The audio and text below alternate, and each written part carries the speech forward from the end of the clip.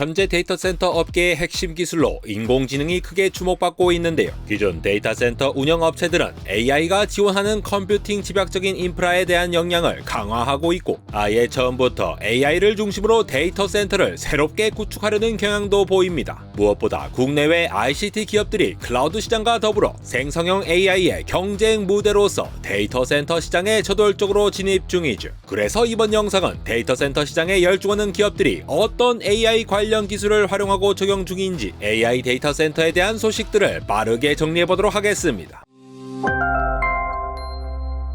먼저 데이터 센터는 ICT 산업의 중심이 되는 기반 시설이죠. 데이터를 저장하고 처리하기 위한 고성능의 서버나 서버를 탑재할 수 있는 랙 시스템, 전산 장비에 전력을 공급하는 대규모 수전 설비부터 발열로 인한 장애를 막는 냉각 시스템까지 이 모든 게 통합된 시설을 데이터 센터라고 부르는데요. 쉽게 말해서 기업이나 기관이 무수한 양의 데이터를 안전하게 보관하고 효율적으로 관리할 수 있도록 지원하는 설비 기술입니다. 그런데 디지털 기술들이 발전할수록 데이터 사용량과 저장량이 폭증하고, 그로 인해 여러 IT 리소스를 통합적으로 관리할 수 있는 클라우드 컴퓨팅이 확산되면서 이를 위한 대규모 데이터 센터에 대한 의존도가 높아지고 있는 상황인데요. 이 때문에 결국 대용량 데이터를 신속하게 처리하고 이를 자동화하고 최적화하면서도 보안까지 정교하게 구축해내기 위해 가장 주목되고 있는 기술이 역시나 AI입니다. 특히 최근 AI 애플리케이션 사용이 폭증하면서 AI 호황에 맞춰 최적화된 데이터 센터의 수요가 상당히 높아지고 있어 AI 기술의 필요성이 부각되고 있는 것이죠. 그만큼 AI 성장과 데이터 센터의 성장은 향후에도 어깨를 나란히 하겠지만, 그렇다고 모든 종류의 데이터 센터가 증가하는 건 아닙니다. 현재 업계에서 주목하는 데이터 센터의 큰 방향성은 두 가지인데요. 하나는 하이퍼 스케일, 즉 기존 데이터 센터 대비 대규모로 설계된 데이터 센터이죠. 일반적으로 연면적 22,500제곱미터 규모의 최소 10만 대 이상의 서버를 갖춘 수준으로 하이퍼 스케일이라 할 수 있는데요. 규모가 규모다 보니 투자가 상당히 필요하기 때문에 대부분 기업이 클라우드 방식으로 하이퍼 스케일 데이터 센터를 나눠 사용하고 있습니다. 반면 자본이 충분한 빅테크 기업들은 저마다의 사업에 특화된 서버로 채울 수 있도록 자체적인 하이퍼 스케일 데이터 센터를 보유해 나가는 흐름을 보이고 있는데요. 엄청난 규모인 만큼 처리 용량 측면에서 확실한 장점을 가지기에 대용량 데이터를 다루는 빅테크 기업이 규모의 경제를 확보하기 위해선 하이퍼 스케일 데이터 센터가 필수적인 선택지이겠죠. 반대로 소규모 데이터 센터라 할 수 있는 엣지 데이터 센터 또한 주목받는 영역입니다. 자율주행차, 스마트폰, IoT 스트리밍 서비스와 같이 AI 서비스와 실시간으로 상호작용하면서 빠르게 데이터를 받기 위한 방식으로 적합하기 때문인데요. 그래서 엣지 데이터 센터는 일반적인 퍼블릭 클라우드와 비교하면 근접성이 좋은 방식이죠. 최대한 엔드포인트에 가깝게 위치해서 IT 서비스의 안정성, 보안, 속도를 개선하는 게 특징입니다. 무엇보다 고전력 센터이기 때문에 AI 워크로드에 가장 적합하다고 보시면 되죠. 이에 따라서 국내외 여러 기업들이 일찍이 생성형 AI의 경쟁 무대로 데이터 센터 사업 투자에 활발하게 나서고 있는데요. 우선 현재 글로벌 클라우드 시장 점유율 1위 AWS는 지난 10월 국내 클라우드 인프라에 7조 8,500억 원을 투자할 계획이라고 발표하면서 자체 데이터 센터 구축에 나서려는 모습을 보였습니다. 알려진 바로는 내년 인천 지역 내에 착공을 목표로 규모는 약 96메가와트라고 하는데요. AWS가 현재 자체 데이터 센터 확보에 나서는 것은 상대적으로 국내 클라우드 수요가 굉장한 수준으로 급증했다는 사실을 보여주고, 앞으로도 데이터 센터 수요가 폭증할 것이라는 판단에 힘을 싣고 있다는 사실까지 보여주고 있죠.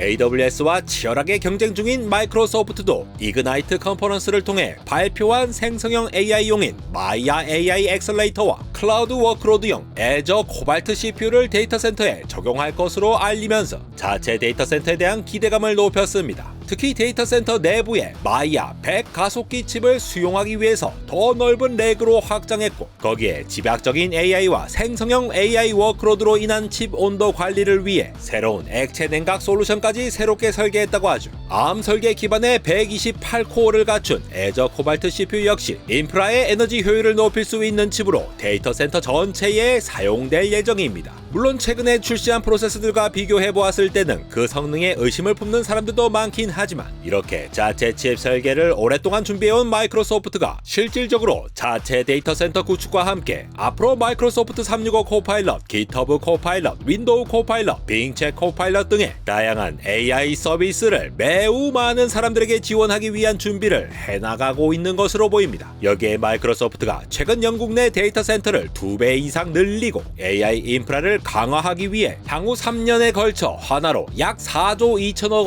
원을 투자, AI 개발의 핵심인 최첨단 GPU를 2만 개 이상을 영국의 AI 인프라에 도입하겠다고 발표했는데요. 마이크로소프트가 2024년 초부터 이 계획대로 진행한다면 데이터 센터 시장에서 유의미한 발전을 이룰 것으로 보입니다. 이렇게 마이크로소프트가 자체적으로 개발한 AI 칩에 기존의 소프트웨어와 데이터 센터 인프라까지 갖추면서 향후 엔비디아와의 경쟁 구도를 가지는 것이 흥미로운 지점 중 하나이죠. GPU로 AI 칩 시장을 장악한 엔비디아도 자체 데이터 센터 구축에 나섰습니다. 우선 엔비디아는 올해 2023년에 GPU 기반 슈퍼컴퓨팅 인프라를 클라우드 형태로 제공하는 DGX 클라우드 서비스를 출시했는데요. 이전에 엔비디아는 자체 데이터 센터가 아니라 마이크로소프트나 구글과 같은 클라우드 업체의 인프라를 빌려 DGX 클라우드를 제공했습니다. 하지만 엔비디아가 DGX 클라우드 서비스를 제공하기 위해 자체 공간을 독자적으로 임대해 데이터 센터를 구축한다는 소식이 나온 것인데, 만약 소식대로 엔비디아가 자체 데이터 센터를 통해 DGX 클라우드 서비스를 직접 제공하게 된다면 H100 GPU를 엔비디아가 자체 데이터 센터에 우선적으로 배포할 수도 있고, 또 기존 클라우드 인프라 비용 부담을 크게 줄일 수 있게 되겠죠. 최근에는 엔비디아가 DGX 클라우드를 AWS에 호스팅할 수 있도록 하면서 기술 협력을 강화하는 모습까지 보이고도 있는데, 특히 주목받는 분야는 AI 바이오 분야였습니다. 이번 JP모건 헬스케어 컨퍼런스 2024에서도 참석하여 주목을 받은 엔비디아는 엔비디아 가속 제품의 신약 개발을 위한 생성형 AI 플랫폼인 엔비디아 바이오네모를 선보였는데요. 바이오네모의 경우 현재 고성능 컴퓨팅 클러스터 관리 툴인 AWS 패러럴 클러스터와 아마존 세이지 메이커 머신러닝 서비스를 통해 제공되고 있는 상황이고요. 이번 협력을 통해서 바이오네모의 액세스에 디지털 생물학의 기초 모델을 구축할 수도 있고, 모델 훈련과 배포를 확장할 수 있게 된 것이죠. 현재 엔비디아가 AI 기반의 약물 발굴 기업인 리커전에 약 650억 원을 투자하기도 했고, 이번 AWS와의 협력으로 기존 헬스케어 중심 제품을 확장하는 움직임도 보여주고 있어 엔비디아는 단순히 AI 가속기를 만드는 기업으로서의 면모뿐만이 아니라 클라우드는 물론 AI 신약을 만드는 플랫폼 기업으로서의 헤게모니를 쥐기 위한 행동으로서 AWS와의 협력하에 데이터 센터를 구축하는 것으로 새로운 산업을 일구는 데 앞장서고 있다는 점을 알 수 있기도 하죠. 이 때문에 엔비디아와 같은 기업과 빅테크 클라우드 업체들과의 경쟁, 그 중에서도 상당한 기술력의 AI 데이터 센터가 여러 분야 시장에 큰 영향을 끼치지 않을까 하는 이야기도 많이 나오고 있습니다. 현재 국내 기업의 경우에는 네이버와 카카오가 AI 데이터 센터 구축에 적극적인 모습이죠.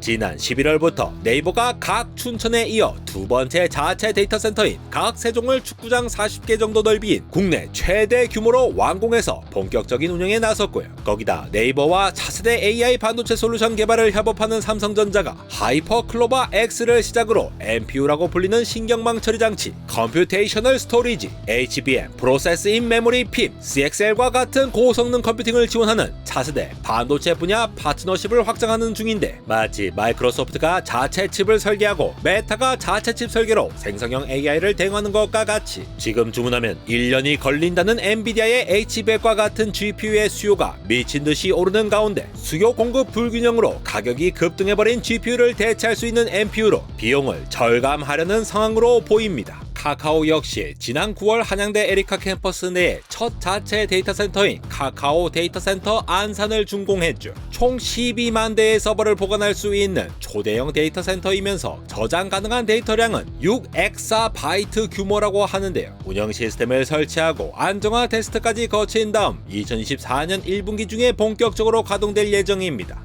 카카오 데이터 센터 안산의 재난 설계를 보면 신경을 많이 쓴 것으로 보이는데요. 저속 28m의 바람과 규모 6.5 지진 수준에 대비한 설계부터 4단계 화재 대응 시스템으로 대규모 화재에 대응된다고 하죠. 정전에도 대비해 전력 냉방 통신을 이중화 시스템으로 설계했고 무정전 전원 장치 UPS를 배터리실과 격벽으로 구분한 설계를 적용했죠. 네이버와 카카오뿐만 아니라 최근 SK그룹도 대구시를 거점 삼아 2027년을 목표로 8천억 규모의 AI 데이터 센터를 건립한다는 소식까지 들려오고 있어 이제는 대다수 국내 클라우드 업체나 통신사 등까지 ICT 업계 전반이 경쟁적으로 AI 데이터 센터를 마련해 나가고 있는 분위기를 읽을 수 있습니다. 여기에 한편 이러한 대기업들과는 달리 글로벌 AI 신약 플랫폼을 독자적으로 개발하기 위해 대전에 AI 바이오 슈퍼컴 센터를 자체적으로 설립한 국내 바이오 기업 신테카 바이오와 같이 새로운 물질과 새로운 약 등을 다른 기업에 의존하지 않고 자체적으로 개발해 나감으로써 더욱더 빠르게 컴퓨팅 역량을 확보해내는 모습까지 데이터 센터는 AI를 만나 모든 산업의 지각 변동을 일으키고 있습니다. 이러한 AI 데이터 센터의 발전으로 데이터 처리 부담이 급격하게 증가하다 보니 최근 기업들이 중요시 여기는 것이 바로 데이터 센터의 에너지 효율 평가 지표인 PUE인데요. Power Usage Effectiveness 라는 말의 줄임말인 PUE의 경우 데이터 센터 연간 실사용 전력량을 나누어 계산한 것입니다. 쉽게 말해 PUE가 1에 가까워질수록 좋은 에너지 효율을 가진 데이터 센터다 라고 생각하시면 되는데요. PUE에 대해서는 글로벌 데이터 센터의 평균 PUE가 1.6 수준이고요. 구글과 마이크로소프트 애저, 메타가 각각 평균 PUE 1.10, 1.18, 1.09로 낮은 수준이고 국내 네이버의 데이터 센터 각 또한 PUE 1.12로 글로벌 평균보다는 비교적 낮은 기록을 나타내고 있습니다. 나아가 데이터 센터 기업들이 집중하는 부분이 데이터 센터가 방출하는 막대한 열 잡기입니다. 열 관리를 위한 냉각 설비 기술이 굉장히 중요해진 거죠. 냉각 기술은 데이터 센터의 에너지 효율성과 직접적으로 연결되는 지점이기도 하고요. 널리 사용되는 방법 중에 하나는 공기를 사용하여 열을 식히는 공냉식이 있습니다. 공냉식은 기기에서 방출되는 열을 온도와 습도를 유지하는 냉각 장치인 항온 항습기를 통해 냉매로 식힌 다음에 다시 서버실로 보내는 것을 반복하는 방식인데요. 하지만 최근 글로벌 기업들의 경우 대체로 데이터 센터의 열을 더 효과적으로 식히기 위해 기존의 공냉식 대신 순행식 방식을 사용하고 있죠. 순행식 시스템은 기기 근처에 냉각수를 배치해서 온도를 조절하는 방식인데 이 엔진 주위를 냉각수가 순환하면서 열을 흡수하면 펌프로 돌아가면서 냉각팬이 냉각수 온도를 낮추는 방식으로 반복되는 시스템이죠. 이 순행식이 기본적으로 팬이 돌면서 유발하는 진동과 먼지, 불순물 같은 장비 수명을 단축시키는 공냉식의 단점을 해결할 수도 있고요. 무엇보다 공냉식은 수많은 팬을 가동하는 과정에서 어마어마한 전력 소비가 발생하는데 반면 순행식은 열 전도나 열 용량이 상대적으로 높아서 더 빠르고 효율적인 열을 분산시킬 수 있어 전력 부담을 줄일 수 있는 거죠. 그런데 최근에는 기존 공냉식, 순행식만으로는 AI 시스템에서 발생하는 열을 냉각시키기가 어려웠습니다. 그래서 특수 액체를 사용하는 액침 쿨링 방식이 새롭게 등장하고 있기도 하죠. 순행식과 비슷한 방식으로 전기는 통하지 않고 열 전도도는 높으면서 독성이 없는 비휘활성 특수 냉각류를 사용하고요. 차이가 있다면 특수 냉각수의 렉 서버를 아예 잠기게 해서 열 처리 효율성을 대폭 높이는 방식인 거죠. 직접적으로 서버 장비의 열을 흡수할 수가 있고 공기 냉각에 필요했던 서버의 송풍기를 제거해 냉각뿐 아니라 서버의 전력을 절감시키기도 합니다. 기존 냉각 방식의 자원 소모를 더 효과적으로 해결할 수 있는 부분이죠. 그래서 구글이나 마이크로소프트, 인텔 등 글로벌 기업에서는 이러한 액침 방식을 이미 검토 단계를 넘기고 적용 가능성 여부까지 자체 테스트 중인 것으로 알려지고 있습니다. 구글이나 마이크로소프트, 인텔 등 데이터 센터뿐 아니라 ESS, 전기차 배터리 등의 수요도 늘고 있기 때문에 발열을 잡는 냉각 시장이 커지는 상황이어서 액체 냉각 방식의 발전에 더욱 주목해볼 필요가 있겠죠. 데이터 센터 설계와 관련해서 리소스 할당 방식을 개선하는 CXL 기술에 관해서도 관심이 높아지고 있습니다.